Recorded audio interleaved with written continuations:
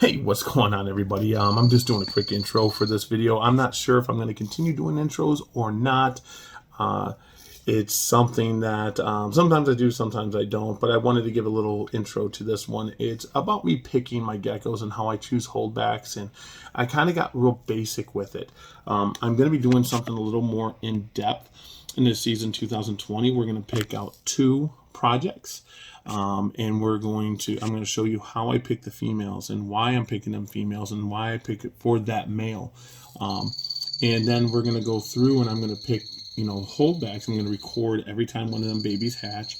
And we're going to tell you, this might be this holdback. You'll learn my definitions of my holdbacks here soon and whatnot. And then I'm going to let you, the viewers, pick two holdbacks per project. So we're going to go from there. I'm going to personally do my holdbacks. Of course, they're going to make the cut no matter what, but I'm going to let you guys choose the holdbacks before, you say, here's these 10 geckos. What 10 geckos what 2 geckos do you guys think we need? And we'll put up a poll and we'll go from there and let you guys be involved in it a little bit. Just know that these videos are coming out every Wednesday night. I do recording sometimes just on Wednesday. Sometimes I record multiple days. And if you guys hear, I got my frogs, chirping right next to me. I love it. We're getting into dart frogs, and we're going to be doing some dart frog videos. But I'm not an expert at dart frogs, guys. I am learning. So you guys come along on that journey with me. Honestly, I'm not even close to being an expert with frogs. My knowledge in geckos and other animals far exceed my frog knowledge. But I'm doing really good with these frogs. They're breeding. I think they're going to be laying eggs here soon. It's really cool. So, guys, I hope you guys enjoyed this video. And there's a lot coming for 2020, guys. There's a lot coming. I have so many plans. Just know that it's going to be a fun year. And at the end of this video, there's going to be something you're going to want to see. It's going to be something you're going to want to see. And I hate doing that. I never used to do it before. But at the end of this video, you're going to want to see something. It's a hint on what's to come. All right, guys, enjoy the video. What's going on, everybody? Today's video is going to be about how I pick breeders and how I pick my holdbacks. It's a process, and I'm going to start out with this animal here and why I picked it. This animal I purchased, it's a tangerine tremper. It's 100% het eclipse or het raptor, whichever one you want to say. But he did produce a lot of my snow raptors because I bred him to a couple snow raptors. He produced a lot of my tang raptors that I also have this year. You guys have been seeing. To give another little hint into what the pinstripe line is, this guy also is the father to some of my pinstriping animals. My pinstriping animals, some of my females I have that look that I'm looking for. And I have 2 males that I have. But his tangerine lines here give me that look. I like that look. Now, this is nothing uncommon. Nothing uncommon at all. I'm just going after a look. So I'm trying to get that, should I say, that red stripe look on the pinstripes. And soon I'll be releasing and showing pictures of those also. But this guy here just had that look that I wanted for that line, and I used him in my raptor stuff, in my tang raptors and stuff like that, just because I like the highlights that he has. I like his bold patterns, his circles coming through on his head. I like that look. I'm a pattern guy. I'm not a hypo guy. I'm a pattern guy all the way. Now, what I want to do is I want to stay on the tangerine trempers. I tried to look for a baby, and I don't have one.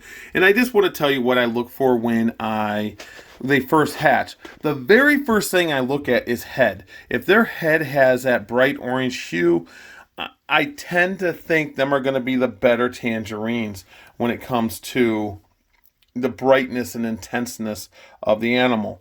I haven't started getting the carrot tail yet into my Tremper albinos. That'd be something that I look for down the line. But the first thing I do is I look at the head pattern. I look at that and I say that animal is holdback worthy to me for just my tangerine trempers. And then I go to the pattern of it. And I'll say, okay, the pattern looks like this. It should dot out like this because most of them will dot out a little bit. And I go from there and I put them all in tubs labeled possible holdbacks. Now, what's the reason I do possible holdbacks? This gecko here is a beautiful gecko, but it didn't turn out like I wanted it to.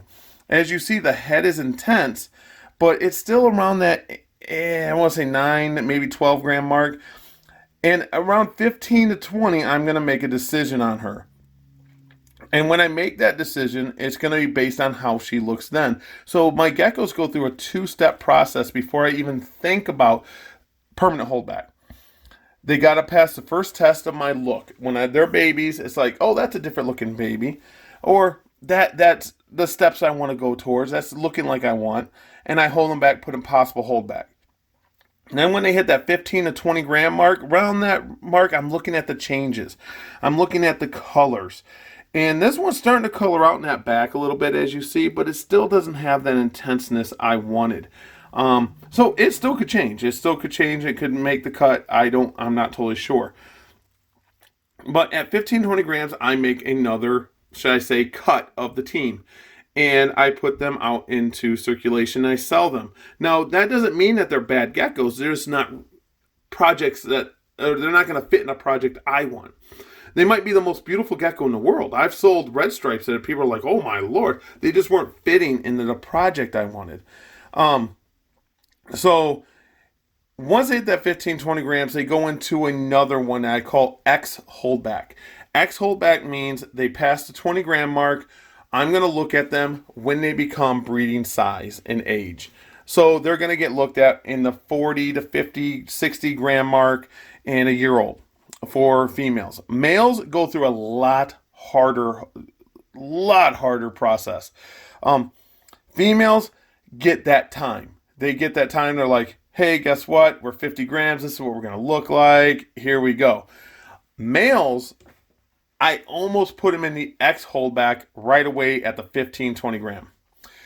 The reason, males breed sooner. So the males at 40, 50 grams, they're going to be breeder. You could breed a male at 35 grams. I don't care what anyone says. All the big breeders bred leopard geckos at 35 grams, females. They bred males at 25 grams.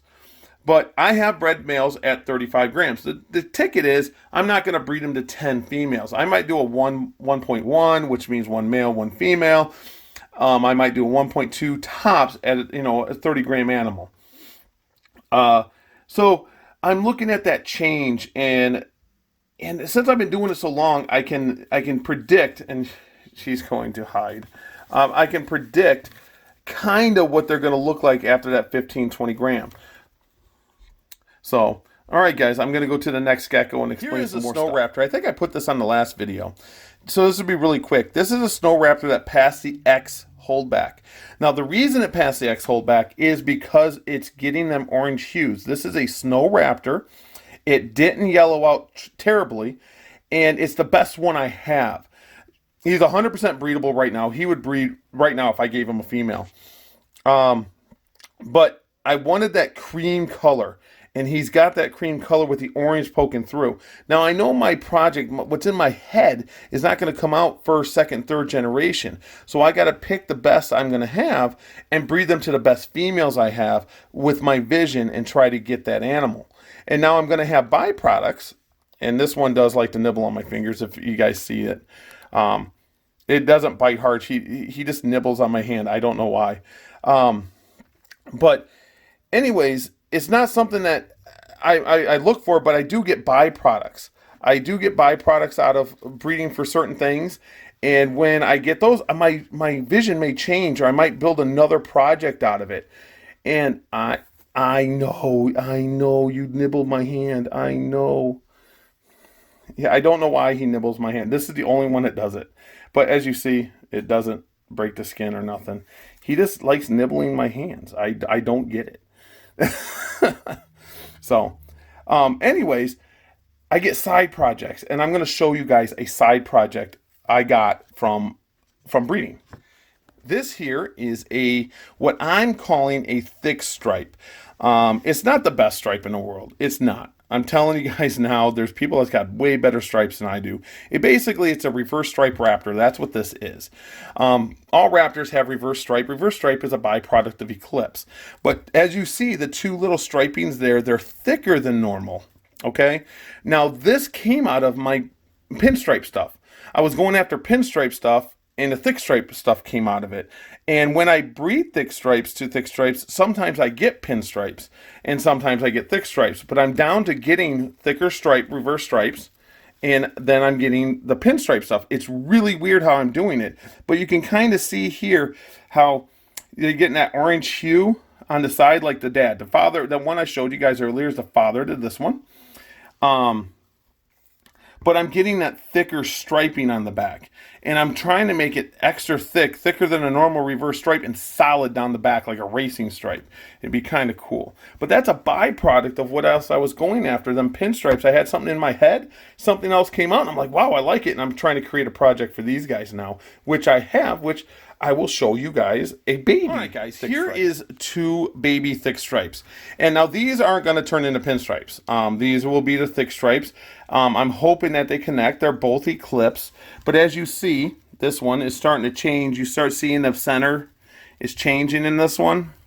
This one's center hasn't changed. I'm hoping it stays solid, which I doubt it will. That was solid at one time. It's hard to see on the camera, but it does have a line going down the middle of it.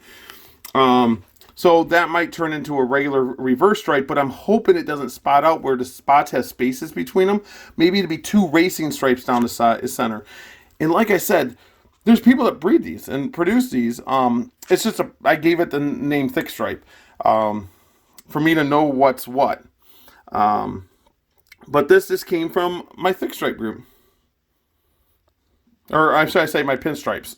It came from the pinstripe originally. And I started producing these reverse stripes with thicker bands, and they just turned insane. And these two are two of my thicker ones. I'm hoping that they stay thick. So we'll see what happens. Now, guys, I want to show you guys something. What you guys see in front of you is out of my red stripe group.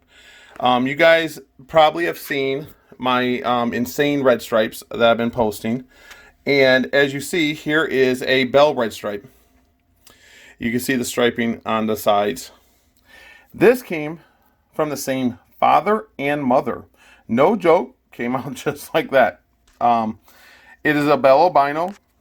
It will probably be sold. It doesn't fit in my projects. This little girl here is going to be going to a really insane red stripe het bell albino.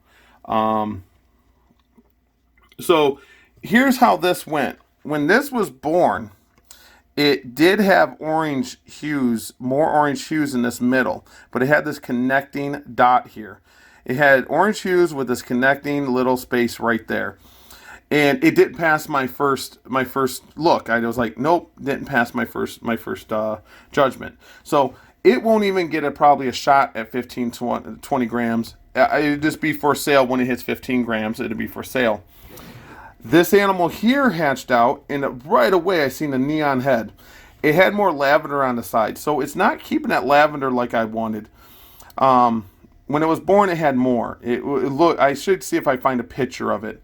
But it had more striping on the side, so that's a little, disheartening for me for this project. But the head passed the head, my head judgment, should I say? And so I put it in as a possible holdback. Now, it's not even close to being 15 grams. Not even close. And I'm already know this is going to be an X holdback. And it probably will be a holdback because I know what it's going to turn into somewhat. I can predict that this one is going to look more like what I want than this one's going to. All right? So not meaning that this isn't beautiful. I love all geckos. This is a beautiful gecko. But my vision is this. This is the direction I want to go. Not this, with this project. Now, if I had like a lavender bell project or something like that, or a wacky pattern, I might send this one into it. But I don't have that project. The tail striping is pretty cool on this one, though. I like that tail striping. But that just gives you an insight of, these were hatched, I want to say, this is a male and that was a female. So they were laid like 30 days apart. But as you see, that's the difference. That's a male, well, incubated male, incubated female. Yes, that was incubated female. So I'm really excited about that gecko, if you can't tell. But I'm a bell nut.